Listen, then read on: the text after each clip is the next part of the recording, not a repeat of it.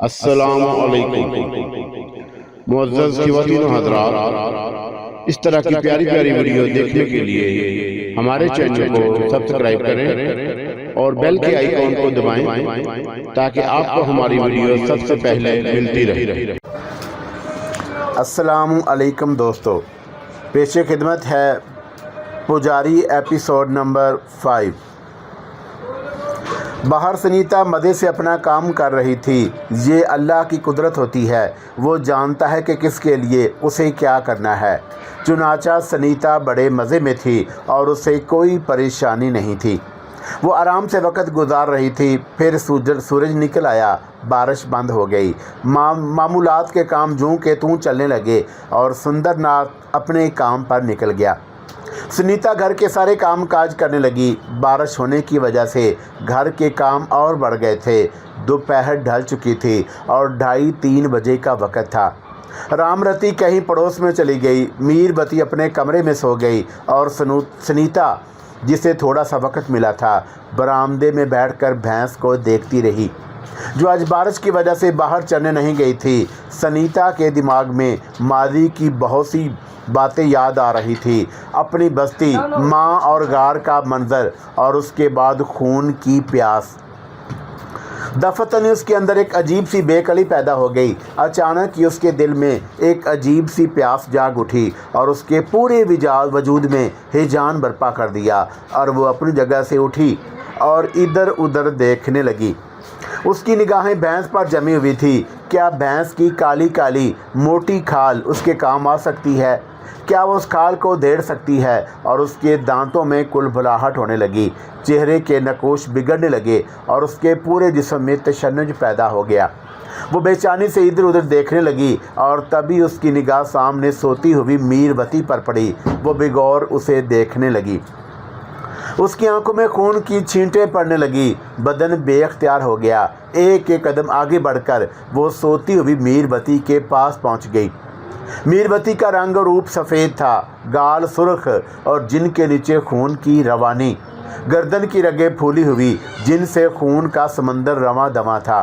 सनीता की मुट्ठियां खुलने और बंद होने लगी और उसने एक कदम आगे बढ़ाया और मीरबती के बिल्कुल करीब पहुंच गई। उसके खुले हुए बाजू और गर्दन देखने लगी। बाजू यहीं से तो उसने आगाज़ किया था और फिर अचानक उसके हलक से बिल्लियों जैसी गुर्राहट निकलने लगी। वो आहिस्ता आहिस्ता झुकी और दूसरे ही लम्हे उसने मीरबती के बाजू में अपने दांत गाड़ दिए। मीरबती गहरी नींद सो रही थी, लेकिन बाजू में गड़ने वाले दांत इतने तकलीफदा थे कि उसकी आंखें खुल गईं। उसके मुंह से एक भयानक चीख निकली तो सनीता ने उसकी गर्दन पर हाथ जमा दिए। वो दांतों की कुव्वत से मीरबती के बाजू का गोश्त उधेड़ रही थी और एक लम्हे में उसने गोश्त को नसों समेत खींच लिया और उसे चबाने लगी। फिर मीरबती के सीने पर हमला किया। जहाँ जहाँ से गोश्त मिलता रहा वो उसे उधेड़ती रही।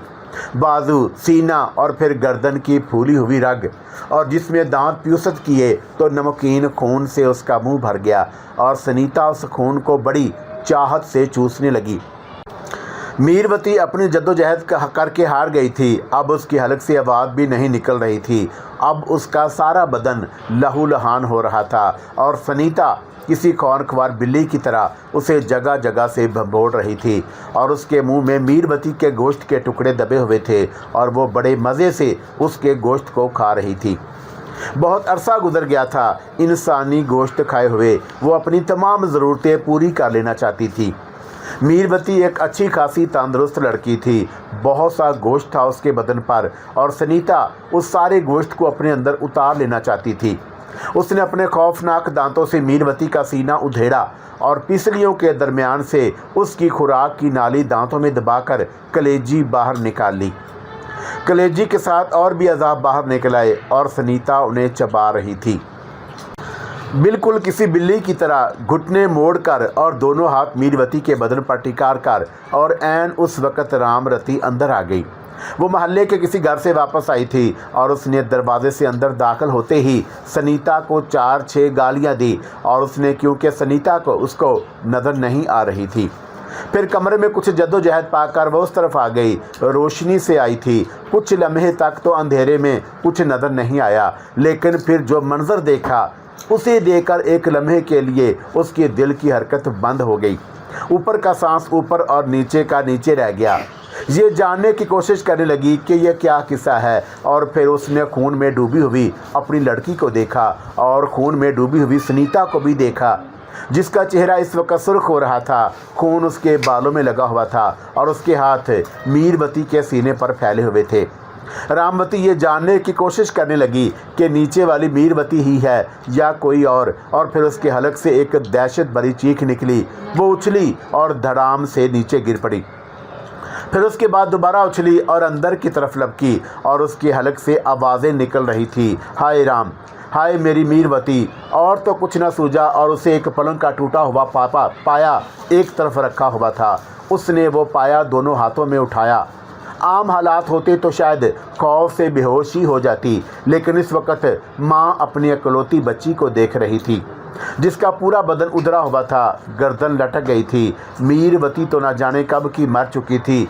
सनीता अपना काम कर रही थी और उसने करीब आकर सनीता पर पाए का वार किया, लेकिन सुनीता उस वक्त तक एक फुर्तीली बिल्ली बनी हुई थी और उसने उस वार से अपने आप को बचाया और मीरवती को दांतों ही से घसीटती हुई पलंग से नीचे कूद गई।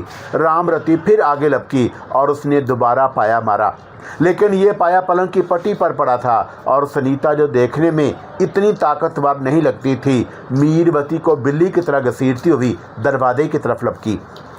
एक इतनी सी बच्ची जिसके जिस्म में इस कदर ताकत देखकर भी रामवती के औसान खता हो गए, लेकिन अपनी बच्ची का मामला ना होता तो शायद वो दहशत से पागल हो गई होती। वो सुनीता का पीछा करने लगी और सुनीता मीरवती की लाश को घसीटती हुई इधर उधर भागती रही।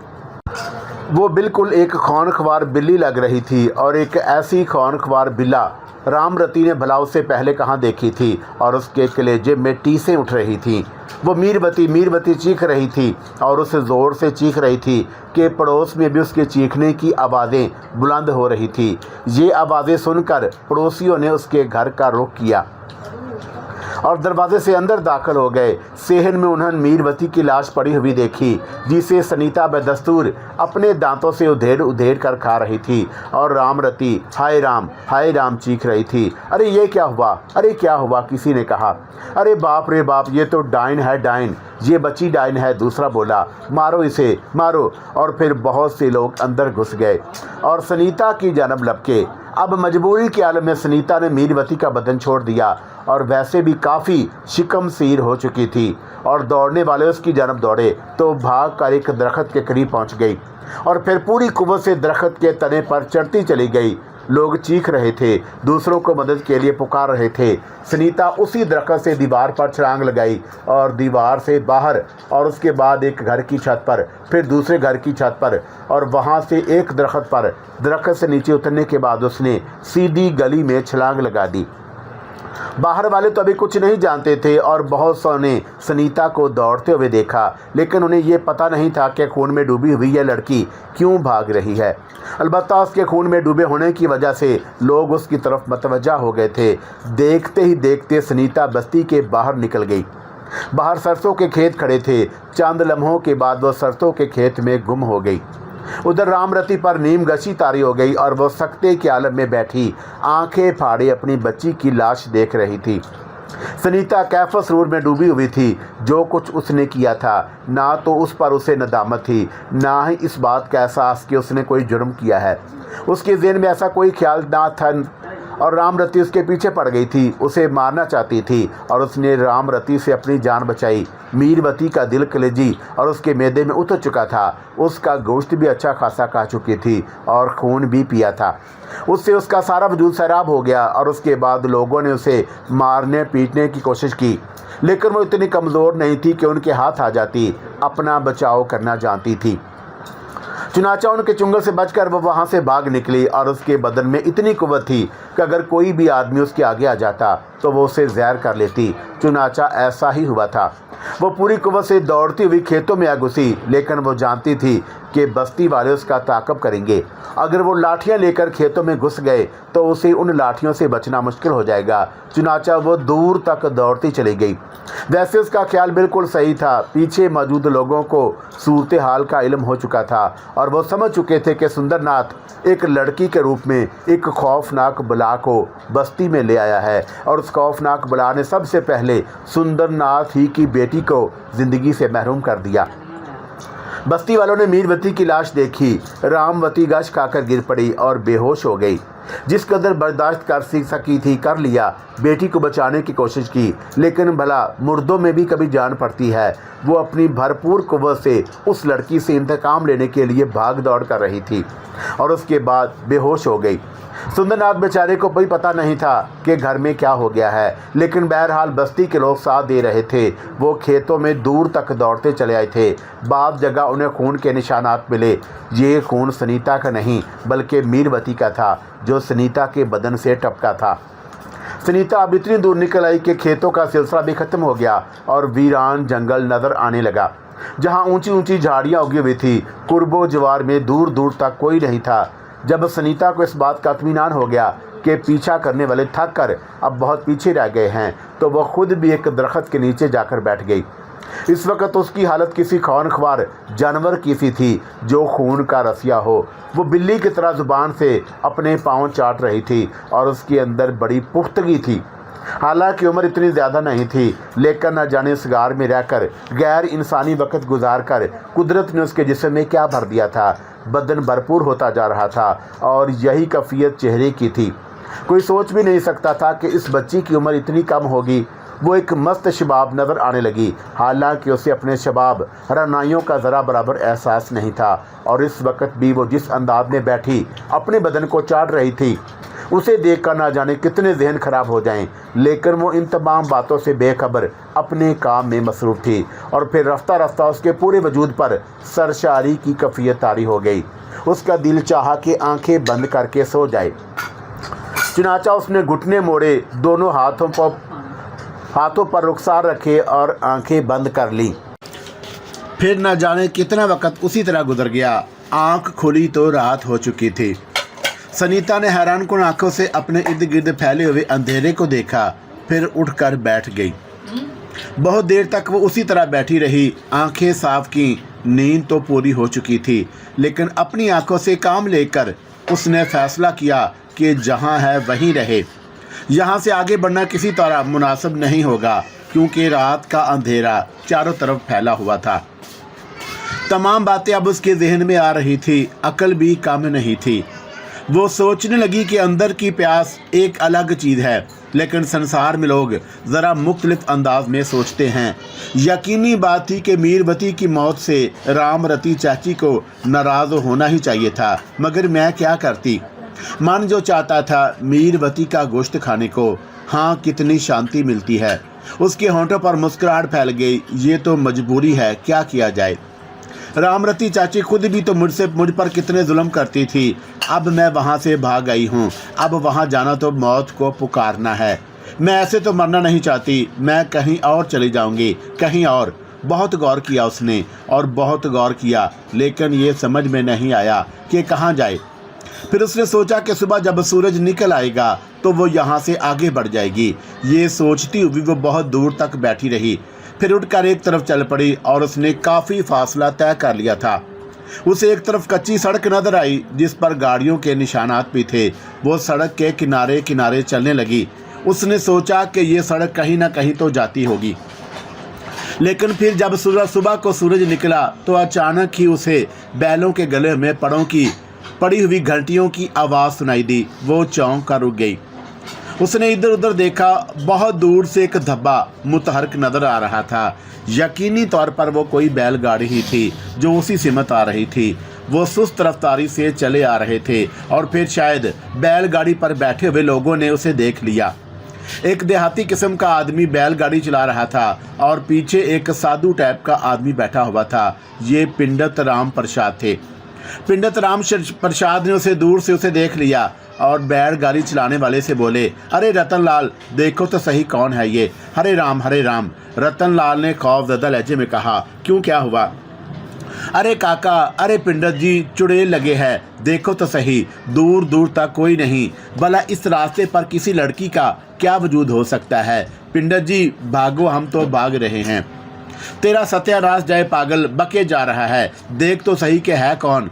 चल गाड़ी रोक और उसके बराबर जाकर। तुम तो अकेले हो, हमारे तो बीवी बच्चे हैं, तुम्हारे आगे पीछे तो कोई है नहीं। अरे हमें पकड़ लिया तो क्या होगा?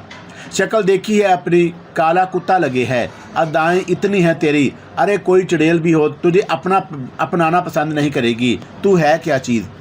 अरे पिंडत जी बोलो, अब क्या करें? गाड़ी वापस ले चलें? एक जूता मारूंगा सर पर, गाड़ी वापस ले चलें। अरे मैं कहता हूँ कि चल, तू उसके पास रुक। मर जाएंगे पिंडत जी। पिंडत जी तो नहीं मरेंगे, तू मर जाएगा, मेरे हाथ से आगे चल। पिंडत राम प्रसाद ने उसे डांटते हुए कहा और थोड़ी देर के बाद बैलगाड़ी सनीता के पास जाकर रुकी। पिंडत जी ने उसको ऊपर से नीचे तक देखा। सनीता के लिबास पर जगह जगह खून लगा हुआ था और सनीता एक झूठी कहानी तैयार कर चुकी थी। पिंडत जी ने उसे देखते हुए कहा, कौन है बेटा तू? मेरा नाम सुनीता है चाची जी। चाचा जी, सनीता ने मासूम लहजे में कहा, बेटा यहाँ क्या कर रही है? चाचा जी, मैं अपने नानों के पास जा रही थी। मेरे माता जी और पिताजी मर गए हैं, कोई नहीं था मेरा इस संसार में। नानो जी और कभी कभी आ जाते थे मेरी बस्ती, मैं रास्ता भूल गई। चाचा जी, मुझे तो नानों के घर का रास्ता भी नहीं मालूम। अरे बेटा, अरे आजा, बैलगाड़ी में बैठ जा, हम बताएंगे तुझे तेरे नानों का पता। आजा, बैठ तू बैलगाड़ी में। उधर रतनलाल सुनीता के पैरों को देख रहा था और उसके बदन पर पड़े खून के धब्बों ही से रतनलाल के लिए कम खौफजदा करने के लिए नहीं थे। लेकिन जब उसके सुनीता के पैरों को देखा तो कम अज़ कम उसे इत्मीनान हो गया कि वो चुड़ैल नहीं है और उसके पांव पीछे की तरफ मुड़े हुए नहीं। सुनीता बैलगाड़ी में जा बैठी तो पिंडत राम प्रसाद ने कहा, चल रतनलाल, चल आगे बढ़। रतनलाल ने बैलों को आगे बढ़ा दिया और उसके जहन में बहुत से ख्यालात थे। सियाने कहा करते थे कि अगर कोई बुरी रूह सामने आती है तो जानवर उसे इंसानों से ज़्यादा जल्दी पहचान लेते हैं और खौफजदा हो जाते हैं। रतनलाल ये अंदाज़ा लगाने की कोशिश कर रहा था कि उसके बैलों की क्या कैफियत है, लेकिन बैल इत्मीनान से आगे का सफ़र कर रहे थे और फिर लड़की के पांव सीधे भी थे।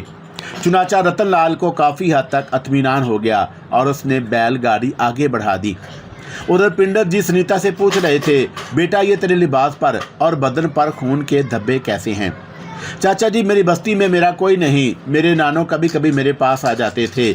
मैं एक घर में रहती थी। माता पिता के मरने के बाद उस घर के लोगों ने मुझे अपने साथ रख लिया था और वहाँ मैं घर के सारे काम किया करती थी। नानों ने कई मरतबा मुझसे कहा कि सुनीता बेटा मेरे पास आ जाओ, मगर मैं उन लोगों ने मुझे मेरे नानों के घर जाने ही ना दिया और फिर मैं चुपचाप वहाँ से निकल आई और अपने नानों के घर की तरफ चल पड़ी। बहुत दूर से चलती हुई यहाँ तक आ गई थी, थक गई थी, एक दरख्त के नीचे लेट गई। चाचा जी, दरख्त के ऊपर से एक ज़ख्मी चील मेरे ऊपर आकर गिरी और उसके बदन से खून निकल रहा था। मैंने चील को उठाकर फेंक दिया। मैं डर गई थी, ये चील का खून है जो मेरे बदन पर पड़ा हुआ है। अच्छा, अरे रतनलाल, तेरे पास ये फालतू चादर पड़ी हुई है, बिटिया को दे दे, मंदिर जाकर मैं उसके लिए कपड़ों का इंतज़ाम कर लूँगा। ना पिंडत जी, मेरे पास एक ही चादर है, खून के धब्बों से खराब हो जाएगी। बड़ा ही कमीना है, ले बेटा ये ओढ़ ले। और पिंडत जी ने अपने कंधे का बड़ा सा रुमाल सुनीता के कंधों पर डालते हुए कहा और सुनीता ने अपना खून आलूद लिबास को उस रुमाल में छुपा दिया। पिंडत जी और इससे प्यार भरी बातें कर रहे थे और कह रहे थे, कैसी सुंदर बच्ची है, भगवान भी अनोखे काम करता है। सर से साया छीन लिया, जंगलों में भटक रही है। अरे भेड़िया ही लग जाता है पीछे तो क्या होता। और किसी ने कोई जवाब नहीं दिया। सफ़र तय होता रहा। पिंडत राम प्रसाद मंदिर में रहते थे, मंदिर के पुजारी थे और वहीं एक छोटी सी जगह उनके आराम के लिए थी। वहां घर के सारे इंतजामात कर रखे थे। 2-3 पुजारी थे जो अलग अलग जगह पर रहते थे, वही मिलजुल कर सारा काम काज कर लिया करते थे। लेकिन सुनीता के आ जाने के बाद पिंडत जी को ना जाने क्यों ये एहसास हो रहा था कि भगवान ने उनके जीवन के लिए भी एक सहारा पैदा कर दिया है। वो बहुत खुश थे। सुनीता से उनके नानों के बारे में पूछा तो उन्हें अंदाजा हो गया कि बेचारी लड़की बस इतना जानती है कि किसी दूसरी आबादी में उसके नानों रहते थे और इससे ज़्यादा उसे कुछ मालूम नहीं।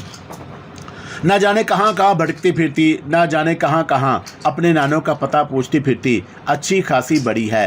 ये अलग बात है कि भगवान ने मासूमियत कूट कूट कर भरी हुई है। पिता नहीं और पता नहीं किसी बुरे के हाथ लग जाती तो बेचारी का क्या हश्र होता। दिल ही दिल में भगवान का शुक्र भी अदा कर रहे थे कि उन्होंने भगवान ने एक काम करने का मौका दिया और फिर बस्ती आ गई। पिंडर जी गाड़ी से उतर गए। सामने ही मंदिर था और पिंडर जी गांव से उतरकर सुनीता के साथ मंदिर में दाखिल हो गए। उन्होंने कहा, देख बेटी सुनीता, ये हमारा घर है। मैं तेरे नानों का पता मालूम करने की तो पूरी कोशिश करूंगा, पर मैं तेरे नानों की जगह ही हूँ।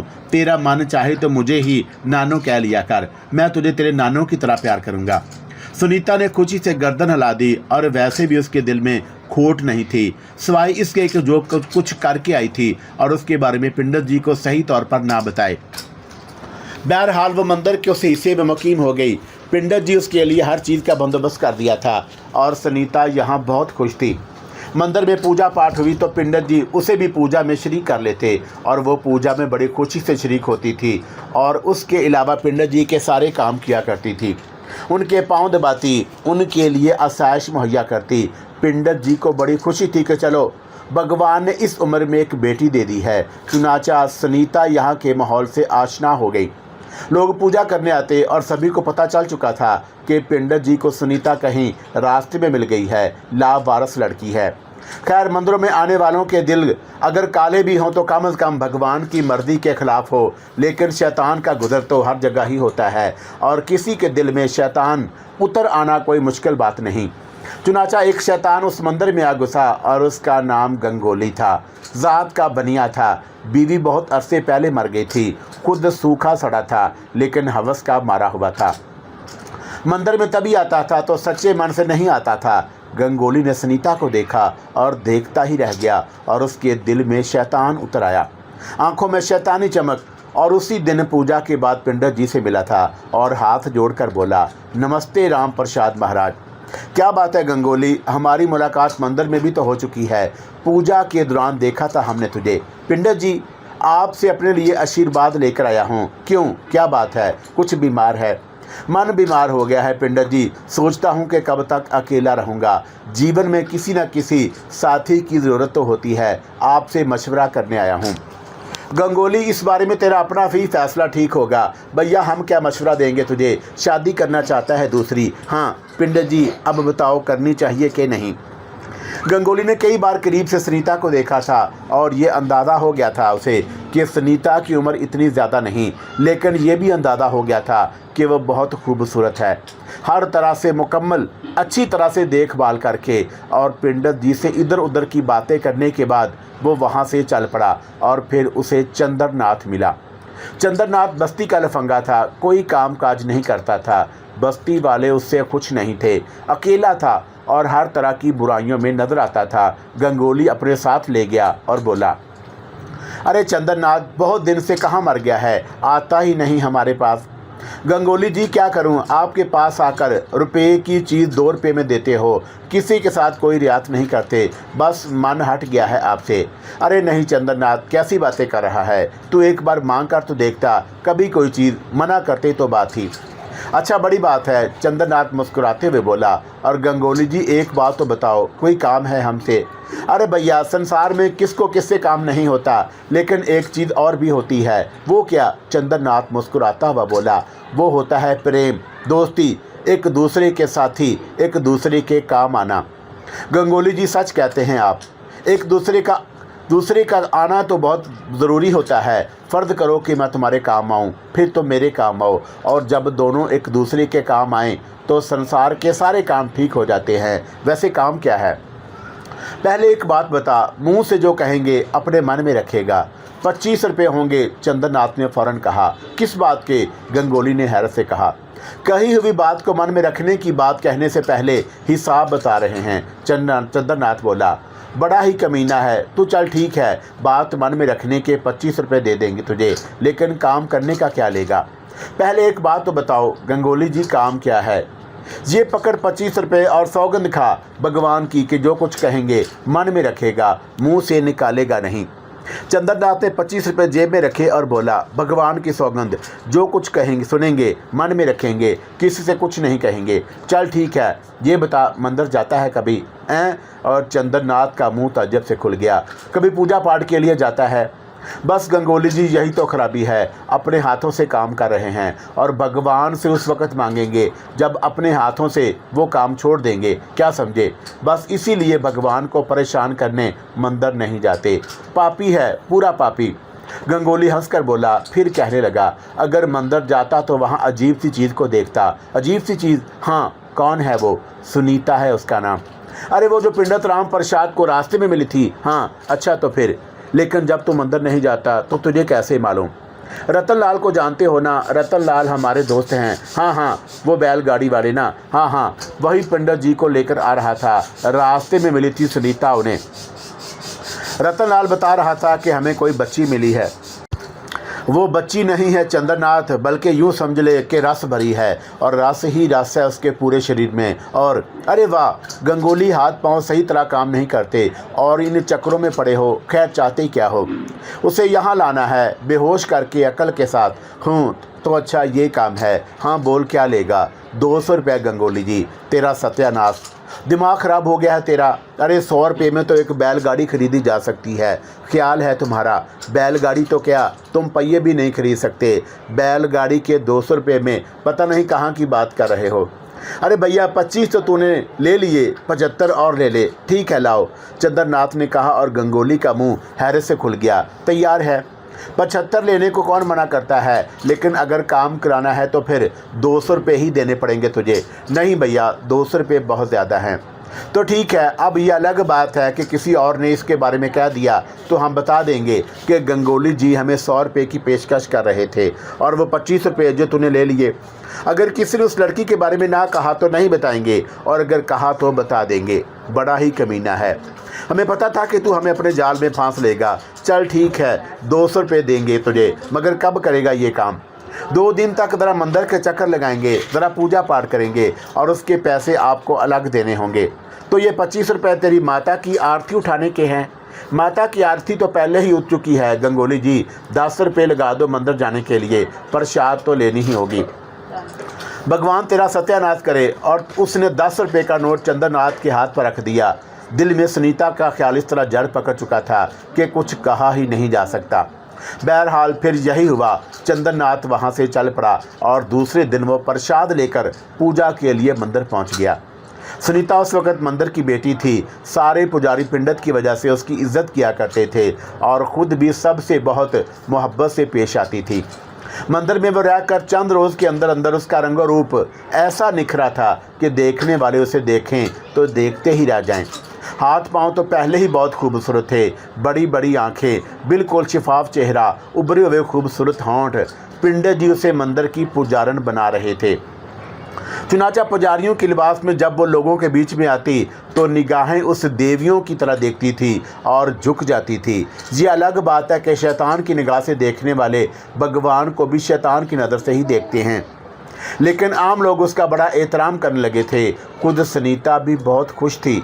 हंसी मजाक का माहौल। पंडित जी भी बड़े प्यार से पेश आते थे। खाने पीने को भी अच्छा मिलता और वो यहाँ सुकून से वक़्त गुजार रही थी। लेकिन उस रात उस पर बड़ी बेचैनी की सी कैफियत तारी हो गई। हालांकि वो आराम से सोई थी, मंदिर की पूजा पाठ में हिस्सा लेती रही थी। पंडित जी उसे गाना भी सिखाना चाहते थे और इस बारे में उससे बातें करते रहते थे। उसने पंडित जी को थोड़ा सा गाना भी सुनाया था और वो उसकी आवाज़ की तारीफ भी करते रहे। उन्होंने कहा था कि अगर वो बाकायदा गाना सीख ले तो बहुत खूबसूरत गा सकती है। चुनाचा वो दर हकीकत संजीदगी से गाने के बारे में सोचती रही और फिर सो गई। मगर रात को उसकी आंख खुल गई। ना जाने उसके ज़हन में कुछ अजीब, कुछ ऐसी ख्वाहिश बेदार हुई थी। उसका दिल चाहा कि वो नमकीन खून पिए जो उसके वजूद को सैराब कर देता है, जो उसके बदन को नशे से चूर कर देता है। और इसकी कैफियत उस शराब जैसी हो रही थी जिसे काफ़ी अरसा से शराब ना मिली हो। और उसकी निगाहें अपने तलब के लिए इधर उधर भटकने लगी और थोड़े फासले पर पंडित राम प्रसाद कंबल ओढ़े ज़मीन पर करवट बदले आराम की नींद सो रहे थे। वो पंडित जी को देखती रही और उसका सर चकराता रहा। पंडित जी की मोहब्बत, उनका प्यार उसके दिमाग में एक अजीब सी बेचैनी पैदा कर रहा था। बहुत देर तक सोचती रही कि उसे क्या करना चाहिए। फिर उसने अपने आप को संभाला और दोबारा सोने की कोशिश करने लगी, लेकिन रात में 2-3 बार उसकी आंख खुली थी। वही कैफियत दिलो दिमाग पर छाई हुई थी। अलबत्ता सुबह को जब सूरज निकला तो वो खासी पुरसकून हो चुकी थी और बाकी दिनों से उसे कोई उलझन नहीं हुई थी। फिर जैसे ही सूरज डूबा, एक बार फिर उसके दिल में खून की प्यास जाग उठी। उसकी आरज़ू हुई कि कोई ऐसा मिले जिसे वो अपनी प्यास बुझा सके। एक हसीन और खूबसूरत लड़की, बहुत ही छोटी उम्र की मालक, लेकिन अपनी उम्र के बिल्कुल बरअक्स जवानी की लताफतों से माला माल के देखने वाला देखकर बेईमान हो जाए, लेकिन अगर कोई अंदर से झांक ले तो खौफ से पागल हो जाए। बड़ी मुतज़ाद कैफियत थी उसकी। बहुत देर तक वो अपने आरामगाह में बैठी रही और उसमें कोई जिम्मेदारी नहीं थी। पंडित जी अगर पूजा पाठ के लिए आएँ और वो ना जाना चाहे तो पंडित जी उसे मजबूर नहीं किया करते थे।